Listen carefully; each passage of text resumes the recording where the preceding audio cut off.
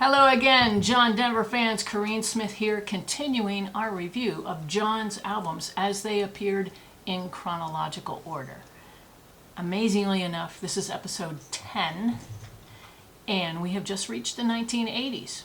And we have a couple of new albums to talk about today. First up, coming to us in March 1980, was the album Autograph. Has 11 songs on it. John wrote 5 of them. And we're back with John being in the mountains in the American West. It's the theme of the music. A western landscape appears on the back cover. The inner liner has all of the lyrics, yay, and picture of John with his friends on the other side. As for the songs, we start with Dancing with the Mountains, which is a bouncy tune that was John's attempt at a disco-paced song. Remember, this is 1980 and disco reigned in the late 1970s on the radio and on the dance floor. What I like about Dancing in the Mountains is that it has a fake ending and it comes back with more instrumentals. I like that kind of thing. I like dramatic finishes. And Jim Horn's flute really stands out in Dancing with the Mountains. Next up is the Mountain Song by Tracy Wickline, which continues the theme, and once again Jim Horn's flute is featured. Next song is How Mountain Girls Can Love, a Ruby Rake's song from the 1950s. It's fast country or bluegrass. Treat her right, never wrong, how mountain girls can love. You have to sing it with a southern accent. And when I saw the title and I listened to it again, I thought, wait a minute, didn't John play this one in the movie Foxfire?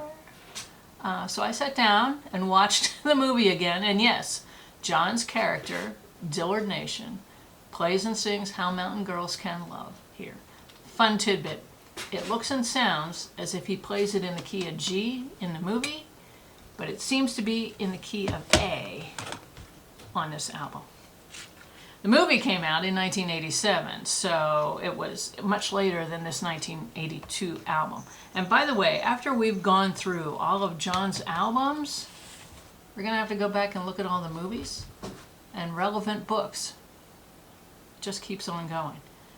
So, have you ever seen Foxfire? You should. Just remember that the character that John portrays, Dillard Nation, is not exactly the same as John was in real life. Okay. Next up on here is Song for the Life by Rodney Crowell, which is a slow ballad with an old-timey sound. Now, in the last episode, we talked about Garden Song on the JD album. Remember? JD album. Yeah. And Garden Song was written by Maine folk singer-songwriter David Mallet. Sadly, David passed away just a few days after I posted that video. John puts 2 more of David Mallet's songs on here. The first one is the Ballad of St. Anne's Reel, which is a high-energy song that you could polka or line dance to. The second David Mallet song comes a little later and is on the second side. So the first side ends with a slow song of romance called In My Heart that John wrote for Annie. By this time, they were having some troubles. They separated a few times in the early 1980s before they finally got a divorce in 1983. You can read about him writing the song In My Heart for her in his autobiography, Take Me Home, around page 171. The second side of the album begins with 3 songs about Alaska. Wrangle Mountain Song, Whalebones and Crosses, which was written by Joe Henry and Lee Holdridge, and American Child, which John wrote along with Joe Henry. In 1978, John did a television documentary called Alaska, the American Child. Do you remember that? I faintly remembered that. He loved what he found in Alaska, and these 3 songs appear in the documentary along with a couple of others of his. Someone has posted this documentary online. I've included a link below. It's worth watching again. So, Wrangle Mountain, beginning of the second side is a catchy tune about a bush pilot. And about this song, John said, it's a song that evolved from my experience up in Alaska. I discovered a place called McCarthy and a group of mountains called the Wrangle Mountains. It was like I had lived there before. That's the first time I've been any place that felt as comfortable to me as the Rockies. My time in Alaska was spent with bush pilots, and I put together this story about a guy just back from Vietnam who is living in Alaska and on the frontier and wants to build a cabin with his lady and lead basically a simple life as a bush pilot. One day he's trying to make it home in his plane, flying the way bush pilots do, and it's a complete whiteout. He has to follow the shoreline of the ocean where there's a little break in the ice. He's flying about 50 to 100 feet off the ground and doing everything he can to make it home. It's a perfect scenario for me. Okay, that's about the Wrangle Mountains. Kind of relevant to what happened in 1997, though, too. Whalebones and Crosses is slow, pensive, and powerful, and it's a song that calls upon the native experiences in the North. American Child is also powerful from the point of view of going up to Alaska. Going up to Alaska, where courage and strength still survive and a man can be free. Yep. And the film, The American Child, ends, Alaska, The American Child, ends with American Child, so it'll stick in your head for a while. The second to last song on the album is David Mallett's You Say That the Battle Is Over. This is a powerful song about animal rights. And you say that the battle is over, and you say that the war's all done.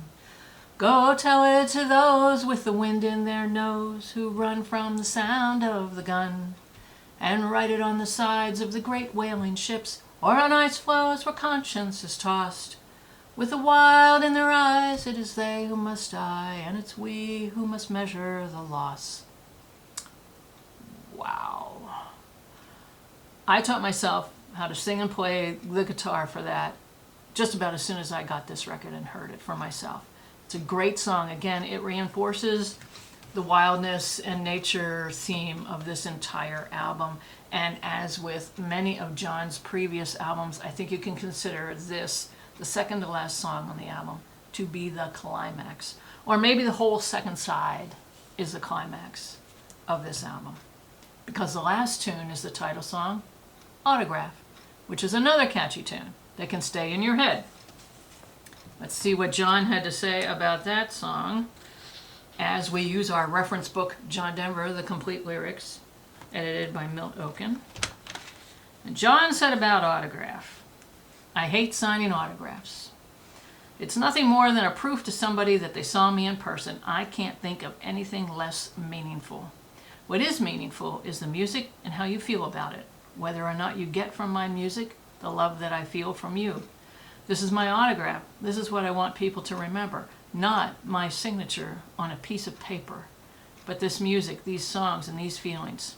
This is the best I have to give.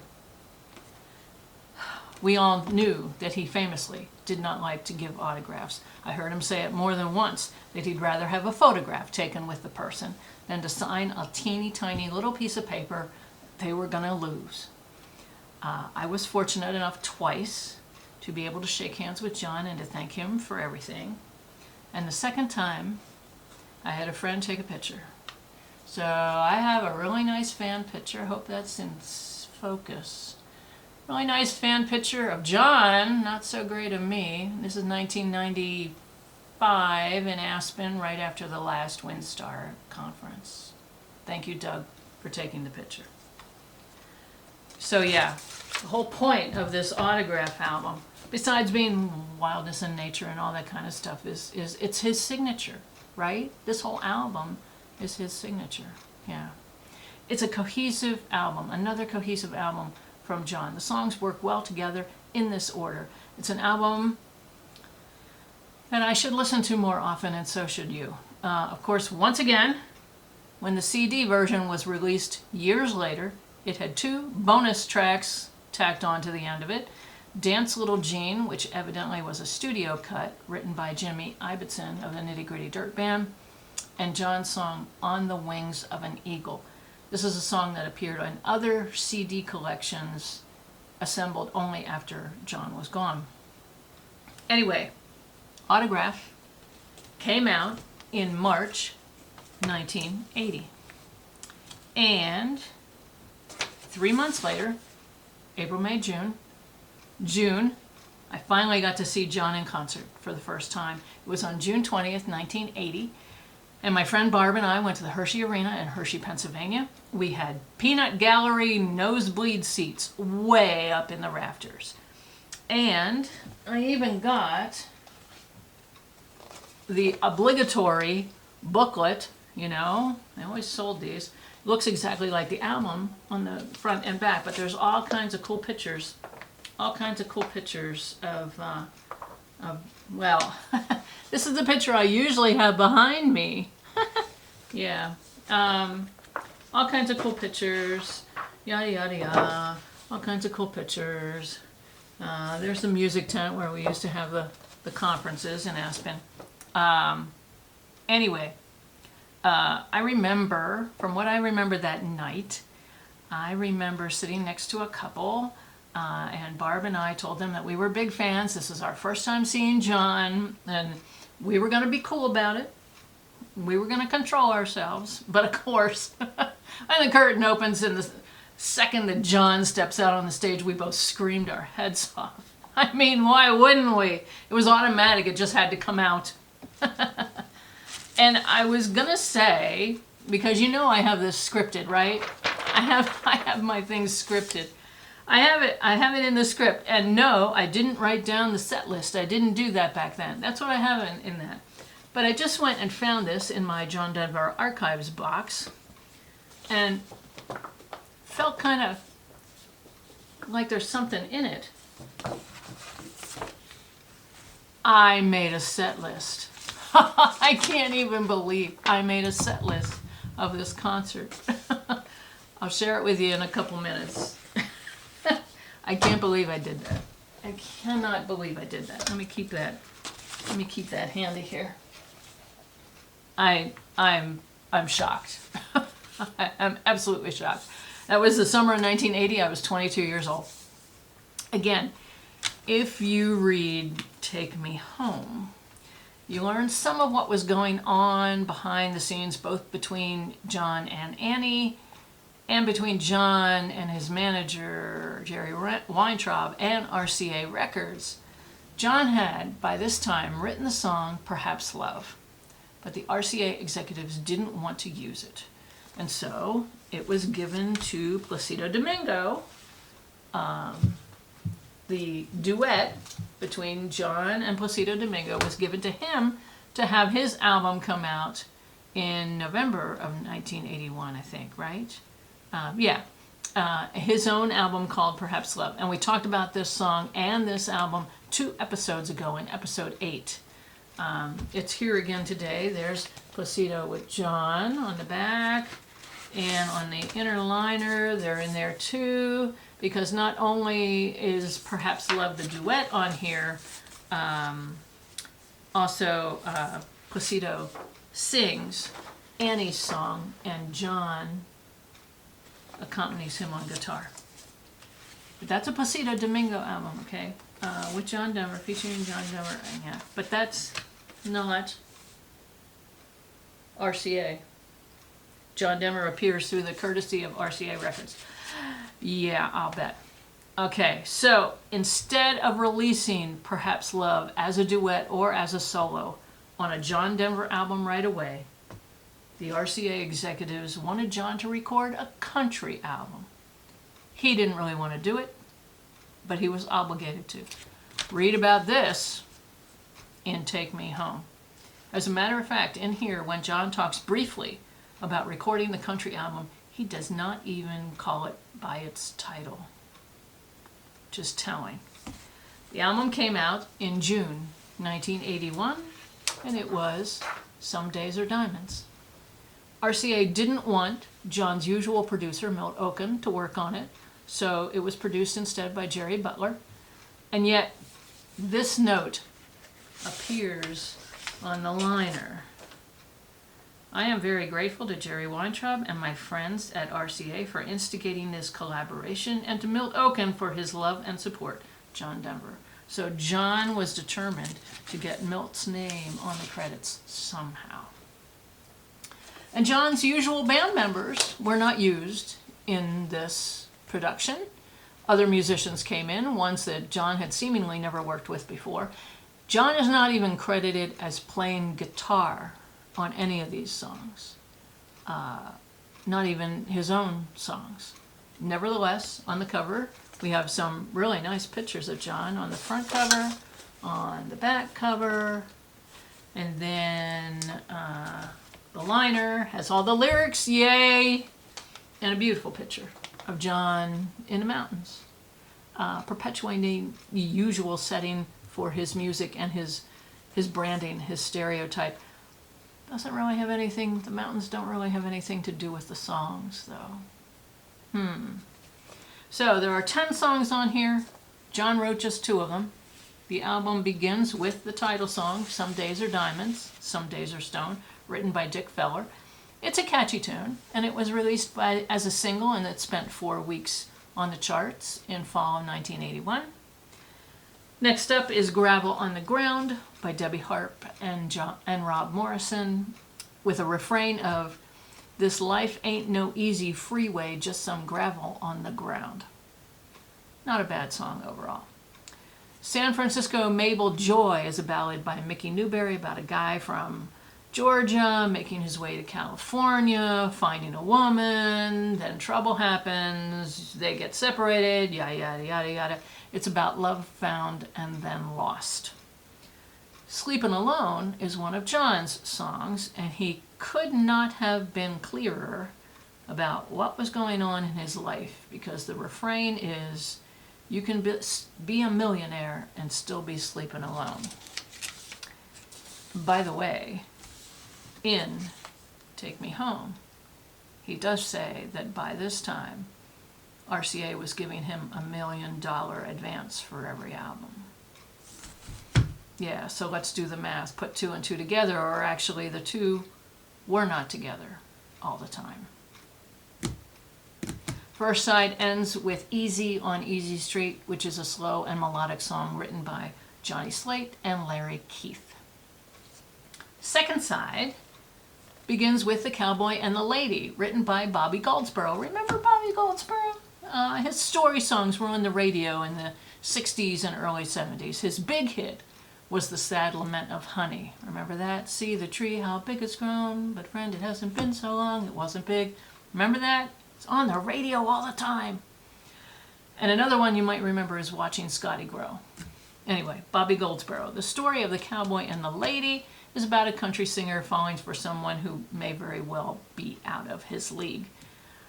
This song was also released as a 45 single. Maybe RCA expected it to become a second hit from the album, but didn't make it onto the charts, and at least not the top 40 charts that I consult. Country Love is the second one of John's songs. It's okay. Till You Opened My Eyes was written by Alan Rush, Randy Cullors, and Dennis Lind. It's okay. Wildflowers in a Mason Jar, The Farm, written by Dennis Lind, has a really nice 12-string guitar sound, has a nice pace, portrays a nice image. It's kind of too bad that it's not John playing the 12-string. And the album ends with Boy from the Country, written by Michael Martin Murphey. We first heard this song on An Evening with John Denver, which should have been in my pile here. We first heard it on An Evening with John Denver when John played it as a solo with some light orchestration behind him. And when we talked about it then, I'm sure that I mentioned that Michael Martin Murphey credits his whole career to John, because that's the first song he ever got a royalty check from, Boy from the Country. And he had written the song specifically about John. So whenever you see Michael Martin Murphey performing Boy from the Country, he usually does it as an acoustic solo or he might have one additional guitar or a mandolin accompanying him. I put a link below to one of Michael's really nice performances of Boy from the Country, and he talks about John. I also put a link to a version that John did with Lee Holdridge and his orchestra at the Aspen Music Festival in 1980. That one is nice too. The version of Boy from the Country on here is a little too produced for me. It has notable percussion increasing as the song goes on. Background singers that may or may not have been supplied by a Rhodes electric piano. I think the producers missed the point. I think it's maybe I'm just looking for a reason to not like it. This is a song of thought and contemplation. If it's done well as a solo acoustic song, Boy from the Country usually brings me to tears. It has done this on more than one occasion, often in public. This one, not so much. Not so much. Okay, overall the theme of Some Days Are Diamonds is about people leading tough lives, people looking for more than what they have found already. By this stage of the game in John's career, it was getting more difficult to categorize his music. Was it country? Was it pop? Was it top 40? Was it easy listening? Was it something else? I guess RCA was trying to figure it out to make the best of things. So, I don't know what you want to do with this album. We hear John's voice. We hear two of his own songs. He doesn't play guitar on it. I never listened to this album much when it first came out. I am not apt, after listening to it again, I am not apt to pluck it out and put it on my 1975 turntable again. Your results may, of course, vary. Now, when I was scratching around for John Denver music from 1980 and 1981 for this episode, I found a treasure. It seems to be called, it's a DVD of a concert John did in Japan in May of 1981, and it seems to be called John Denver Rocky Mountain High Live in Japan. It was released by Windstar Productions and Eagle Rock Entertainment in 2009. The inside has a picture of the flyer, the Japanese poster for the two concerts he gave in Japan. And when you take the DVD off, there's some other pictures of John underneath everything. There's a little bio of him in that little folder. I do my best to focus just on the record albums in this series. I try not to mix in other media here. But when I saw this offered on eBay, I had to get it. I had never heard of it. This, my friends, this is an excellent production of a concert. It is not like the 1979 Amsterdam one I showed you last time. Okay. Here's the set list of this May 1981 concert in Japan. Starwood in Aspen, Take Me Home Country Roads, Follow Me, I'd Rather Be a Cowboy, Leavin On a Jet Plane, Goodbye Again, Rocky Mountain Suite, Matthew, Fly Away, Dancing with the Mountains, Back Home Again, Thank God I'm a Country Boy, Sleepin' Alone, Rocky Mountain High, Eagle and the Hawk, Annie's Song, Calypso, and Sunshine on My Shoulders. Even the royal family from Japan was in attendance the night that this was recorded. Yeah. If you didn't already know that this concert took place in 1981, there are clues in the set list because Dancing with the Mountains was featured on Autograph, and Sleepin' Alone came from Some Days Are Diamonds, right? Yep.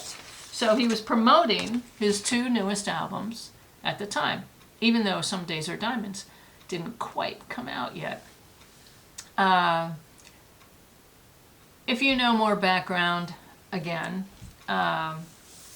again, I keep saying this, but if you've read the autobiography, Take Me Home, if you know the background,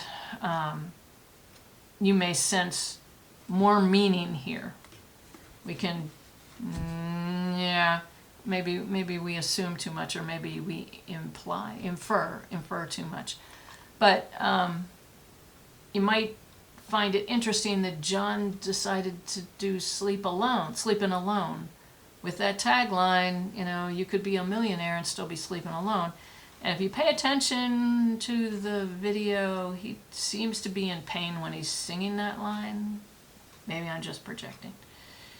Now again, this concert happened in May 1981. Some Days Are Diamonds was coming out in June. And near the end of the evening, John tells the audience that a new album is coming out in a few weeks. And when he goes to tell them the title of it, he pauses and he looks over at his bandmates, and they tell him what the title of the album is. Whoa. Okay. Tells you again what he thought of this whole country album deal with RCA. Here's something funny.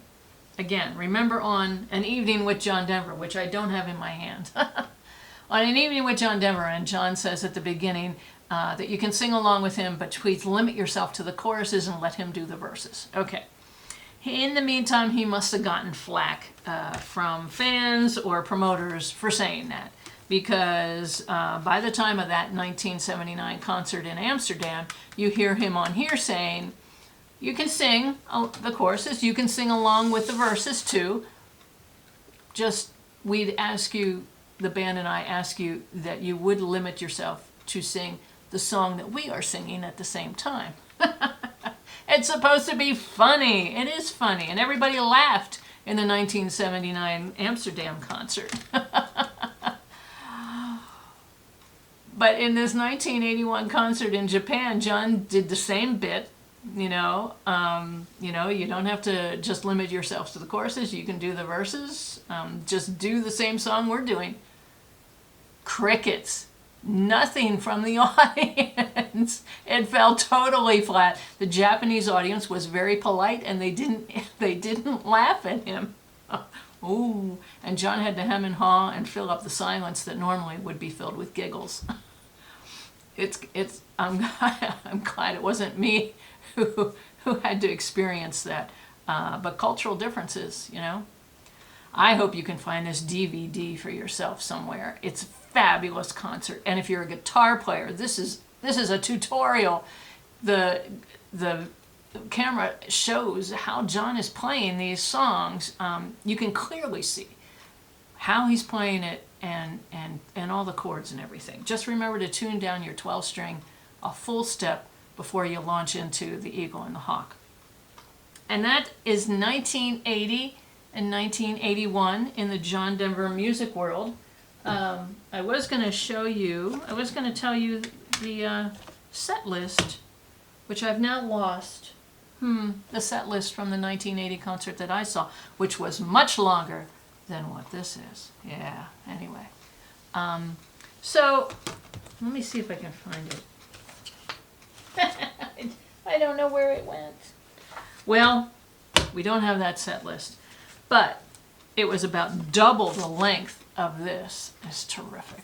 And it was my first John Denver concert in June of 1980. So, are any of your favorites on these albums? The two main albums here? I do like that picture, though. I do really like that picture. Okay? Do you like these songs? Do you not like these songs? What's going on out there? Be sure to leave a comment below, as usual. And we are going to go plugging away into 1982, 1983 next time. Yep. So, stay tuned. Till then, I'm Corinne Smith. Go listen to some good music.